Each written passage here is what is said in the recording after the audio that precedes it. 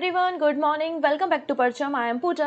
आज हम डिस्कस करने वाले हैं 13 जनवरी की करंट अफेयर्स। तो आज आपको नई टेक्नोलॉजी के बारे में बहुत कुछ सीखने को मिलेगा कि ये कोल गैसिफिकेशन प्लांट क्या होता है, किस तरीके से इस प्लांट के जरिए फर्टिलाइजर्स को हम बना सकते हैं, और भारत में जो हम डिपेंडेंसी है फर्टिलाइजर को हमें इम्पोर्ट करना पड़ता है, कैसे हम उस निर्भरता को खत्म कर सकते हैं या कम कर सकते हैं, वो हम देखेंगे। वॉस्ट्रो अकाउंट को हम थोड़ा शॉर्ट में पढ़ेंगे क्योंकि डिटेल में वॉस्ट्रो अकाउंट के बारे में मैंने पहले भी आपको डिस्कशन किया है। तो काफ़ी कुछ नया सीखने को, जानने को आज आपको सेशन में मिलने वाला है। सो आई होप अभी तक जो भी हमारे सेशन चल रहे हो आप उनको एंजॉय कर रहे हो, वैसे ही आज का सेशन भी आप एंजॉय करने वाले हैं। सेशन को स्टार्ट करने से पहले आप सभी को, आप सभी के परिवार को, पूरी परचम की टीम की तरफ से हैप्पी लोहरी, क्योंकि आज 13 जनवरी है और 13 जनवरी को लोहरी का फेस्टिवल सेलिब्रेट किया जाता है। तो हैप्पी लोहरी टू ऑल। आइए आज के सेशन की स्टार्टिंग करते हैं। हम पीडीएफ आपको परचम के टेलीग्राम से मिल जाएगा, बढ़िया वहाँ से पीडीएफ लेके एंजॉय करना, पढ़ना। और पतंगों का त्यौहार है ये तो बहुत सारे लोग पतंगों को उड़ाना, हम भी बचपन में उड़ाया करते थे। चलिए, सबसे पहले हम बात करते हैं यहाँ पर बुक्स के बारे में। दो बुक्स के बारे में हमें चर्चा करनी है। पहली बुक का नाम है ह्यूमन एनाटॉमी। ह्यूमन एनाटॉमी, इस पुस्तक को रिलीज किया है गवर्नर ऑफ मध्य प्रदेश। अब मध्य प्रदेश के गवर्नर कौन है? तो मन्नू भाई छगन भाई पटेल जो हैं वो गवर्नर है मध्य प्रदेश के।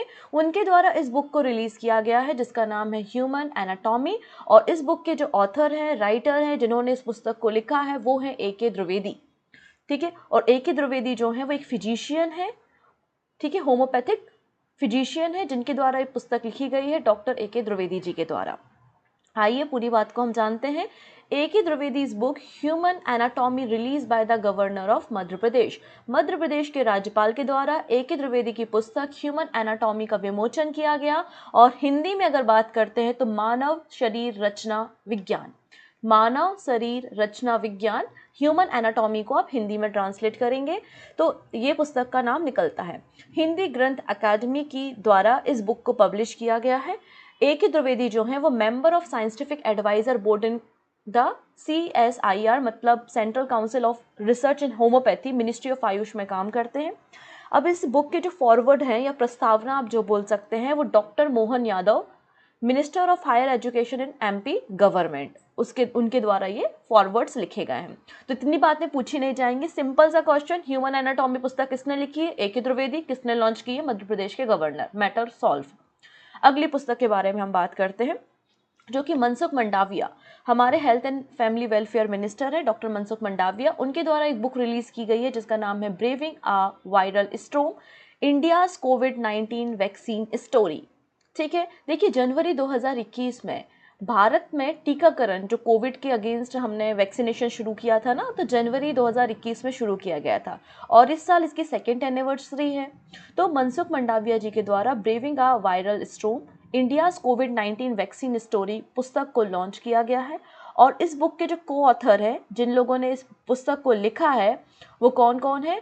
तो यहाँ पर आप देख सकेंगे सूरज, सुधीर और आशीष। सूरज, सुधीर और आशीष चंद्रोड़कर जो हैं वो इस बुक के को ऑथर हैं। ठीक है, तो इस बुक के बारे में याद रखना। दो बुक्स के बारे में हमने चर्चा कर ली है। अगली पर्सनालिटी के बारे में हम बात करते हैं जिन्हें हम father of laparoscopy surgery in India कहते हैं। तो बहुत से बच्चों के दिमाग में क्वेश्चन बनता होगा कि ये लेप्रोस्कोपिक सर्जरी क्या होती है। तो अब जब कोई डॉक्टर सर्जरी करता है तो उसको कई बार ज़रूरत होती है कि आपके जो इंटरनल ऑर्गन्स हैं उनकी प्रॉपरली उनको देखा जाए, उनकी वीडियोग्राफी करना भी पॉसिबल हो और कैसे भी करके जो कैमरे की मदद से वीडियोग्राफी की जाए। तो आप यहाँ पर देख सकते हैं लेप्रोस्कोपिक सर्जरी क्या कहलाती है। इस तरीके से जो इंस्ट्रूमेंट्स होते हैं जिनको लेप्रोस्कोपिक इंस्ट्रूमेंट कहते हैं, इनको की होल के जरिए, एक छोटा, इसको की होल सर्जरी भी बोला जाता है। तो छोटा सा यहाँ पर कट लगा के इस इंस्ट्रूमेंट को अंदर इंसर्ट किया जाता है जिससे इंटरनल ऑर्गन्स को देखा जा सके, कहाँ पर डैमेज है वो देखा जा सके। इस तरीके से आप देखेंगे, इसे लेप्रोस्कोपिक सर्जरी कहते हैं। और लेप्रोस्कोपिक सर्जरी के फादर इन इंडिया किसे बोला जाता था? ये बोला जाता था टेहमटन उडवालिया। टेहमटन उडवालिया जी को father of laparoscopic surgery in India कहा जाता था। इनका निधन 88 की एज में हो गया। इन्होंने पहली बार इंडिया में लेप्रोस्कोपिक सर्जरी को इंट्रोड्यूस किया था 1972 में। अब कोई व्यक्ति इतना अच्छा काम करेगा मेडिकल साइंस की फील्ड में तो उन्हें भारत के अवार्ड्स तो दिए ही जाएंगे, तो इन्हें पद्मश्री भी दिया गया है और पद्म भूषण भी दिया गया है।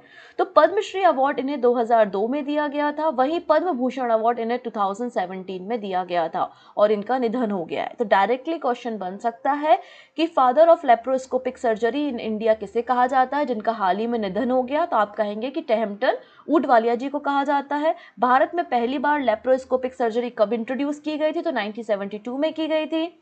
अब इन्हें पद्म भूषण 2017 में और पद्मश्री 2002 में दिया गया है।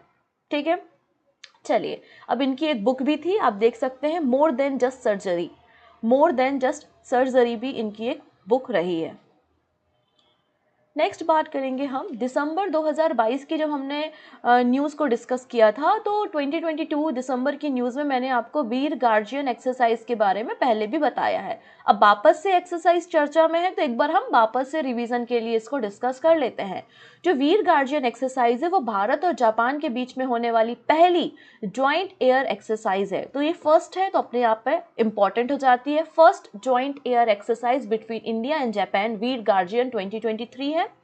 12 जनवरी 12 जनवरी से 26 जनवरी तक ये एक्सरसाइज जापान में कंडक्ट होनी है। कहाँ पे कंडक्ट होनी है? जापान में इसे कंडक्ट किया जाना है। ठीक है, इसमें भारत की तरफ से सुखोई 30, C-17 और IL-78 एयरक्राफ्ट पार्टिसिपेट करेंगे। अब जब पार्टिसिपेशन होगा हमारे फ्लाइट एयरक्राफ्ट का तो इन एयरक्राफ्ट को कोई ना कोई तो उड़ाएगा कि नहीं उड़ाएगा, है ना? उड़ाएगा, ऑब्वियसली बात है। तो यहाँ पर एक बहुत ही उभरता हुआ नाम आ रहा है अवनी जी का। तो अवनी जो है वो सुखोई 30 MKI जो एयरक्राफ्ट है उनको इस वॉर गेम में जापान में फ्लाइट करेंगी। तो इस बात को आपको याद रखना, इसलिए बहुत इंपॉर्टेंट हो जाता है। It will also the first time when the Indian air force women fighter pilot would be part of Indian contingent for aerial war game in the foreign land. तो पहली बार इंडियन एयरफोर्स की जो महिला फाइटर हैं वो यहाँ पर वॉर गेम में इस एक्सरसाइज में पार्टिसिपेट करेंगी और सुखोई 30 को वो उड़ाएंगी। और वो कौन है? अवनी है। कौन है? अवनी चतुर्वेदी। अवनी चतुर्वेदी जी ने पहली बार MiG-21 एयरक्राफ्ट को उड़ाया था। पहली बार इन्होंने MiG-21 को उड़ाया था 2018 में और ऐसे करने वाली ये पहली इंडियन फाइटर वीमेन फाइटर बन गई थी। इसलिए गवर्नमेंट ऑफ इंडिया के द्वारा, प्रेसिडेंट उस समय रामनाथ कोविंद जी थे, अभी द्रौपदी मुर्मू हैं, तो उस समय प्रेसिडेंट जो थे उनके द्वारा 2020 में इन्हें नारी शक्ति पुरस्कार भी दिया गया था। तो अभी सुखोई 30 जो है इसे लीड करने वाली हैं अवनी चतुर्वेदी।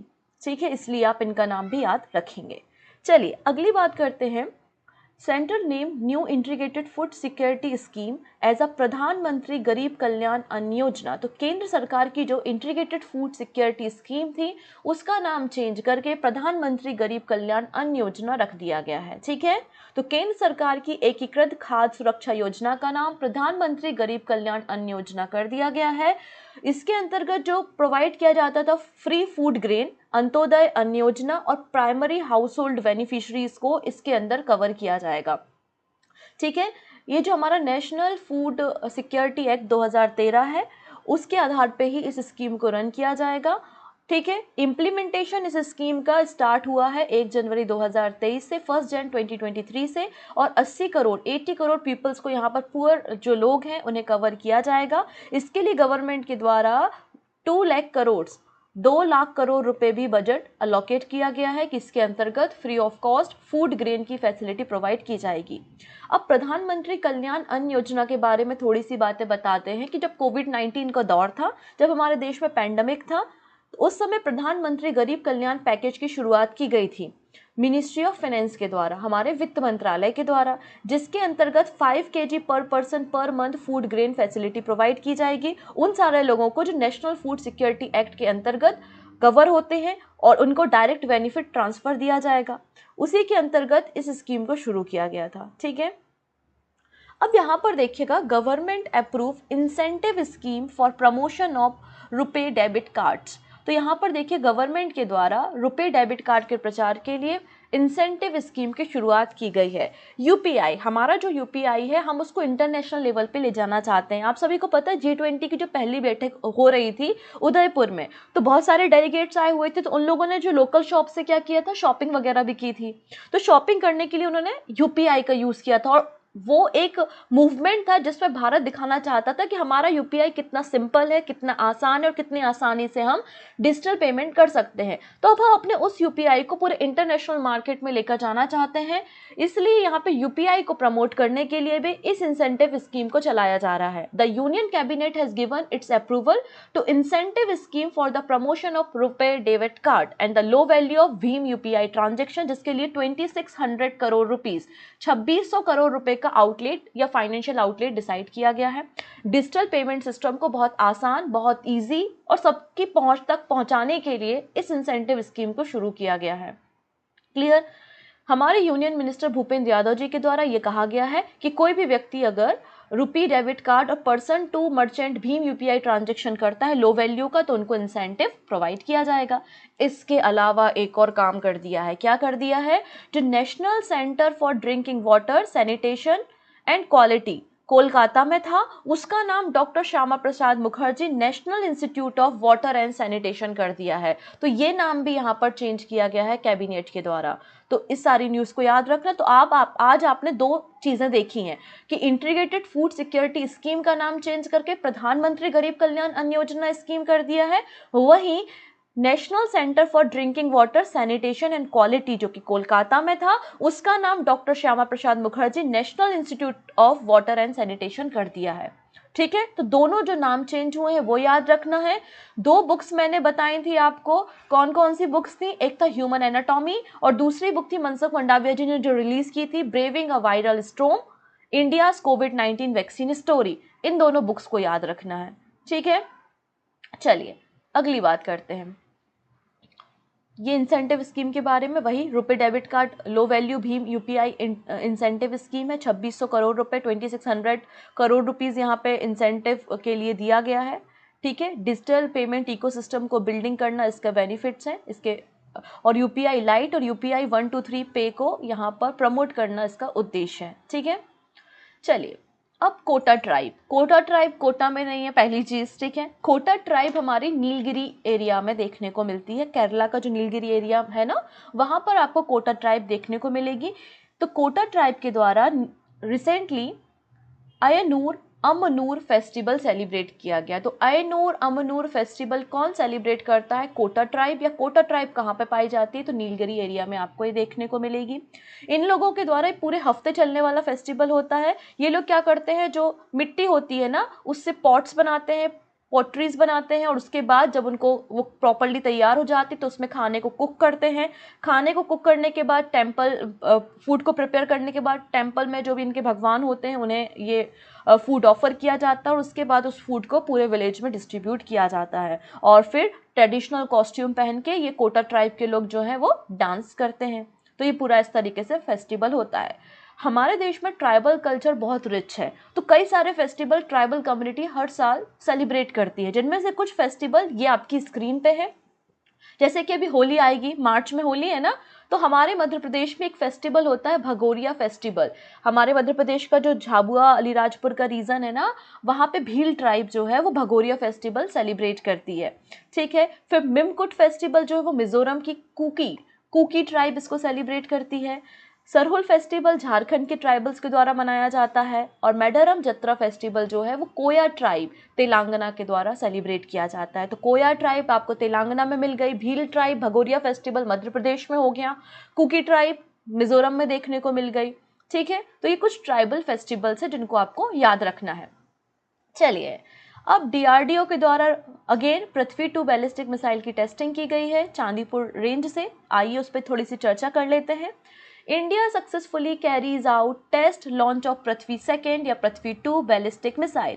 तो भारत ने पृथ्वी 2 बैलिस्टिक मिसाइल का सफलतापूर्वक परीक्षण किया है, जिसको DRDO defence research and development organisation के द्वारा तैयार किया गया था। एक शॉर्ट रेंज की बैलिस्टिक मिसाइल है जिसकी रेंज 350 किलोमीटर की है, और इसने एक्यूरेटली अपने टारगेट को हिट किया है।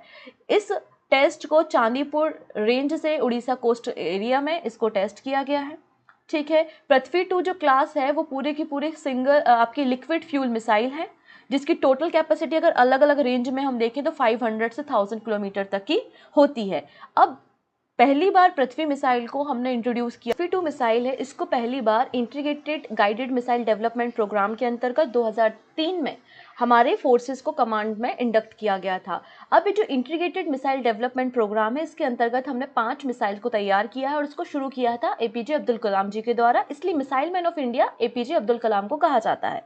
पटना इसका शॉर्ट ट्रिक है, जिसमें पृथ्वी, अग्नि, त्रिशूल, नाग और आकाश तैयार किए गए हैं। अब क्वेश्चन बनता है कि आकाश कैसी मिसाइल है, तो आकाश जो है वो सरफेस से एयर मिसाइल है, जबकि पृथ्वी और अग्नि जो है वो सरफेस टू सरफेस मिसाइल है।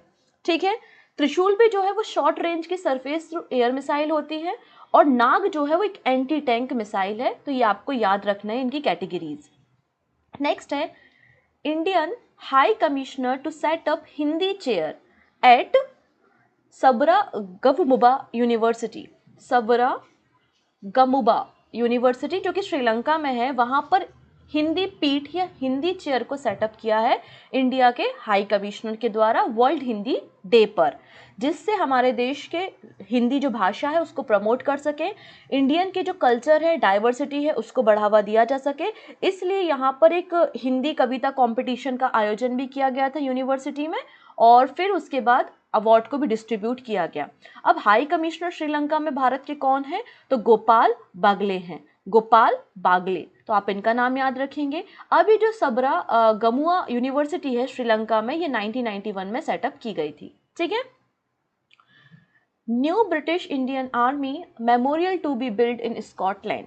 अब देखिएगा, जब वर्ल्ड वॉर था, चाहे वो फर्स्ट वर्ल्ड वॉर हो या सेकेंड वर्ल्ड वॉर हो, तो ब्रिटिश आर्मी में इंडियन ब्रिटिश आर्मी जो थी, ब्रिटिशर्स की तरफ से काफ़ी सारे इंडियंस ने इसमें पार्टिसिपेट किया था और लोगों ने अपनी लाइफ को सेक्रीफाइस भी इस वर्ल्ड वॉर में किया था। तो उनके सेक्रीफाइस को याद करने के लिए यहाँ पर स्कॉटलैंड के ग्लासगो में एक मेमोरियल, इंडियन आर्मी मेमोरियल को तैयार किया जाएगा। इसमें बेसिकली जो सिख और मुस्लिम इंडियन आर्मी के पर्सनल थे जिन्होंने अपनी लाइफ को सेक्रीफाइस किया वर्ल्ड वॉर में, उनके नाम यहाँ पर अंकित किए जाएंगे। ठीक है। तो कहाँ पर तैयार हो रहा है, स्कॉटलैंड के ग्लासगो में। ठीक है। चलिए अब अगली बात को हम थोड़ा सा समझते हैं डिटेल में। US to support restoration of Hyderabad Paigah tomb. तो अमेरिका जो है वो फाइनेंशियल सपोर्ट प्रोवाइड करेगा हैदराबाद की जो पेगा टॉम है उनके रिस्टोरेशन के लिए, उन मकबरों की मरम्मत करने के लिए यूएस के द्वारा 2.5 लाख या फिर $2,50,000 फाइनेंशियल असिस्टेंट प्रोवाइड किया जाएगा हैदराबाद की पेगा टॉम को रिस्टोरेशन करने के लिए। ये जो पेगा टॉम है ये 18th और 19th सेंचुरी में बिल्ड की गई है, और आगा खां ट्रस्ट जो है इस प्रोजेक्ट के अंतर्गत इन टॉम की मरम्मत करने का काम, इन मकबरों की मरम्मत करने का काम करेगा। ठीक है। ये पेगा टॉम जो कॉम्प्लेक्स एरिया है, ये डिपार्टमेंट ऑफ आर्कियोलॉजी और गवर्नमेंट ऑफ तेलंगाना के अंदर प्रोटेक्टेड एरिया में आते हैं। तो बेसिकली पेगा टॉम है क्या, जिनको प्रोटेक्ट करने के लिए $2,50,000 का फाइनेंशियल सपोर्ट यूएस की गवर्नमेंट के द्वारा दिया गया है। तो इस टॉम के बारे में हम चर्चा करते हैं। पेगा टॉम या फिर इसे टॉम शम्स अल उमरा के नाम से भी जाना जाता है। ये बेसिकली मकबरा है। ठीक है। मकबरा है जिनको पेगा फैमिली की मकबरे हैं। किस फैमिली के, पेगा फैमिली के मकबरे हैं जो कि सर्व करते थे निज़ाम ऑफ हैदराबाद को। ठीक है।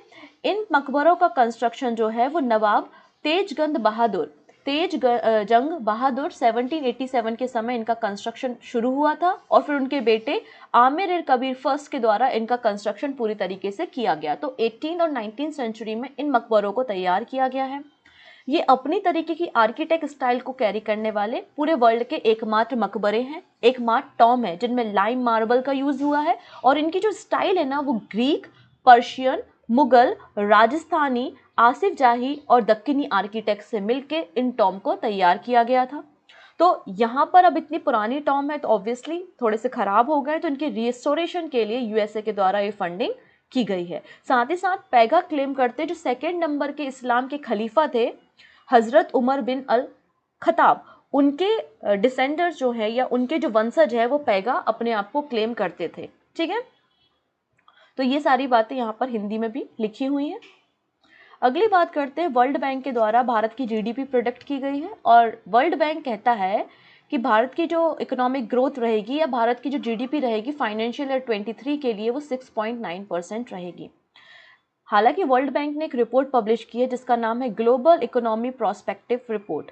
इस ग्लोबल इकोनॉमी प्रोस्पेक्ट्स रिपोर्ट में इन्होंने भारत की जीडीपी और वर्ल्ड की जीडीपी बताई है। तो भारत की जीडीपी फाइनेंशियल ईयर 23 के लिए 6.9% रहेगी, जबकि 2021-2022 में भारत की जीडीपी इन्होंने फॉरकास्ट की थी 8.7%। इसके अलावा वर्ल्ड की बात करते हैं तो वर्ल्ड के जो ग्रोथ होगा, ग्लोबल ग्रोथ फाइनेंशियल ईयर 23 में वो 1.7% रहेगा। पहले इन्होंने 3% फॉरकास्ट किया था। Which Indian public sector bank got the approval from RBI to hold a special rupee vostro account of 3 bank from Sri Lanka? तो RBI ने किस पब्लिक सेक्टर बैंक को अप्रूवल दिया है कि वो श्रीलंका के 3 वॉस्ट्रो अकाउंट को ओपन कर सकता है? तो आंसर हो जाएगा इंडियन बैंक। तो Indian bank hold special rupee Vostro account of 3 Sri Lankan banks. ठीक है, अब होता क्या है, देखो जब भी कोई इंटरनेशनल ट्रेड होते हैं तो इंटरनेशनल ट्रेड करने के लिए डॉलर करेंसी का उपयोग किया जाता है। ठीक है, तो यहाँ पर जो श्रीलंका है उसकी इकोनॉमिक कंडीशन तो ऑलरेडी खराब है, उनके पास उतने अधिक मात्रा में डॉलर है नहीं है, और अगर वो भारत से कोई चीज़ इंपोर्ट करना चाहते हैं तो उससे अच्छा है वो डॉलर में पेमेंट करने से अच्छा इंडियन रुपी का उपयोग करें। तो उससे क्या होगा, दोनों देशों को फ़ायदा होगा। तो अगर आपको इंडियन रुपी में आपको एक्सचेंज करना है, इंपोर्ट करना है, तो आपको उसके लिए वॉस्ट्रो अकाउंट खोलने पड़ते हैं। तो श्रीलंका के 3 वॉस्ट्रो अकाउंट को कौन हैंडल करेगा? तो इंडियन बैंक इसे हैंडल करेगा। तो a vostro account in local currency would allow Sri Lanka to import from India without dipping into its declining dollar supply.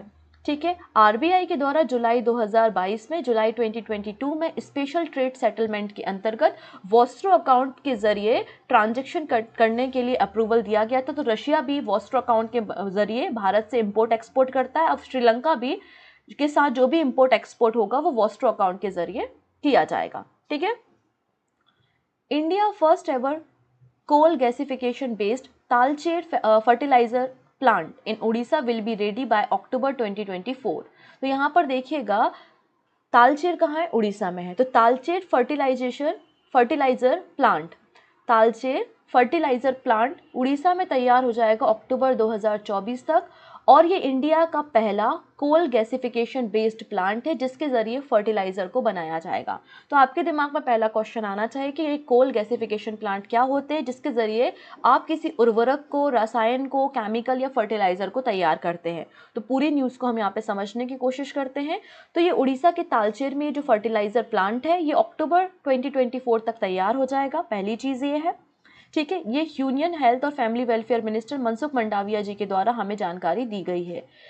ये largest and first coal gasification plant होगा भारत का, जिससे हमारी जो डिपेंडेंसी है यूरिया को हम इंपोर्ट करते हैं वो हमारी कम हो जाएगी, और इसके कंस्ट्रक्शन में लगभग 17,000 करोड़ रुपए इन्वेस्ट किए जाएंगे। Coal India Limited, Gas Authority of India Limited, National Fertiliser Corporation के सपोर्ट से इस तालचेर फर्टिलाइजर प्लांट को तैयार किया जा रहा है। अब ये कोल गैसिफिकेशन क्या होता है, तो आप यहाँ पर देखेंगे कोल गैसिफिकेशन प्रोसेस में सबसे पहले कोल को ऑक्सीडाइज किया जाता है, और कोल को ऑक्सीडाइज करने के लिए एयर, वाटर, कार्बन डाइऑक्साइड का यूज़ किया जाता है, जिसके बाद हमें फ्यूल गैस बनती है। अब हम इस फ्यूल गैस को पाइपलाइन का यूज़ करते हुए ट्रांसफ़र करते हैं, जिससे हमें एनर्जी प्रोड्यूस होती है। हमारा यहाँ पर उद्देश्य जो होता है वो सिन गैस को प्रोड्यूस करना है। अब ये सिन गैस क्या होती है, तो सिन गैस क्या होती है आप अगर समझेंगे तो सिन गैस एक मिक्सचर होती है जिसमें methane, carbon monoxide, hydrogen, carbon dioxide और वाटर वेपर होता है, और इस सिन गैस की मदद से हम बाद में फर्टिलाइज़र और सिंथेटिक मटेरियल को प्रोड्यूस करते हैं। तो ये आपका कोल गैसिफिकेशन प्लांट होता है। ठीक है, जिसके जरिए हमें सिन गैस बनानी है और सिन गैस से हम फर्टिलाइजर बनाएंगे, जिसके कारण यूरिया का जो इंपोर्ट है हम उसको कम कर सकते हैं।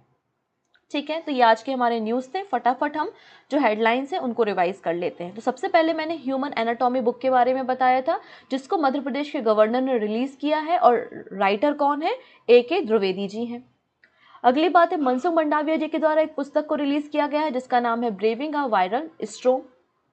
फिर फादर ऑफ लेप्रोस्कोपिक सर्जरी टेहमटन ऊडावालिया जी का निधन 88 की उम्र में हो गया है। इन्होंने पहली जो लेप्रोस्कोपिक सर्जरी भारत में इंट्रोड्यूस की थी वो 1972 में की थी और 2017 में इन्हें पद्म भूषण अवार्ड भी दिया गया है। सेंट्रल गवर्नमेंट के द्वारा जो नई इंटीग्रेटेड फूड सिक्योरिटी स्कीम है उसका नाम चेंज करके प्रधानमंत्री गरीब कल्याण अन्न योजना कर दिया है। ठीक है, गवर्नमेंट के द्वारा इंसेंटिव स्कीम भी शुरू की गई है for the promotion of RuPay debit card. Kota tribe जो कि नीलगिरी एरिया में मिलती है, उनके द्वारा अमनूर फेस्टिवल को सेलिब्रेट किया गया है। डीआरडीओ के द्वारा तैयार की गई पृथ्वी 2 जो कि surface to surface ballistic missile है, उसका उड़ीसा चांदीपुर रेंज से सफल परीक्षण किया गया है। इंडिया के हाई कमिश्नर के द्वारा श्रीलंका की यूनिवर्सिटी जिसका नाम है सबरागामुवा यूनिवर्सिटी जो कि 1991 में सेटअप की गई थी, वहां पर हिंदी चेयर या हिंदी पीठ की शुरुआत की गई है। ठीक है, फिर यूएस जो है वो सपोर्ट कर रहा है भारत के जो हैदराबाद का पैगा टॉम है उनके रिस्टोरेशन के लिए।